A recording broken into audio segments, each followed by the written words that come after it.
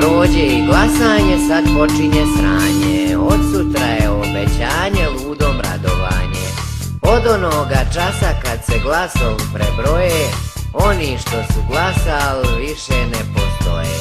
A bili je povi dana, malo nešto peklo, pričali su ko navijena, ništa nisu rekli. Ono dozgo klepeću, dolje narod plješće, pravo šteta što izbor nisu malo češće. Bilo pop, bilo poet, bili i pjevač, kaki vašer, kaka svadba, ma kaki bakrač. Pod šatorom sjedlu s nama i ovi s ovi listi, rekao bi čovjek kad ih gleda nisto oni isti.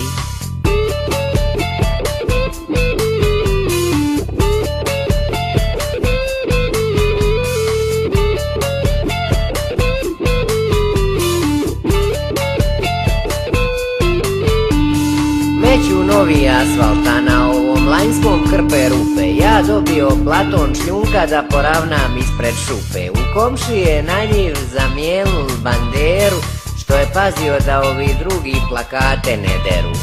Bude lijepo, svima bude drago koji djeci, trebalo bi to uvest da bude svaki 6 mjeseci. Dođu kola za tebe da ideš zaokružit nekoga koga ćeš onda 4 godine služit. A 4 godine dugo čekat da se nešto desi, a desit se ništa dobro neće, znaš, a kiole pri sebi jesi. Izaće nam na nos ovo malo što nam dadnu, ko da je njih baje briga za sirotnju jadnu.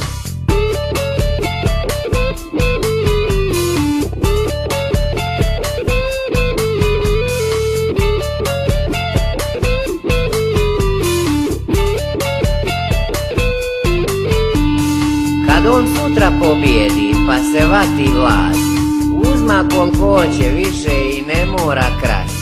Država je njegova i sve što u njoj ima, a za to sve pitaj Boga koliku platu prima. Na penali nekog svoga tam kud para proć mora, da što više ugrabe do sljedećih izbora. Da se ne bne daj Bože ni marka omakla, a da bijedu i ne vidi metne tamna stakla. Toliko o tom, a sad odo, imam posla preča, opet jedna cimenta, a 3 lopate kreča. To ostaje uvijek isto koji god pobjedi, a da će bit bolje nekom ćaću svog ubijedi.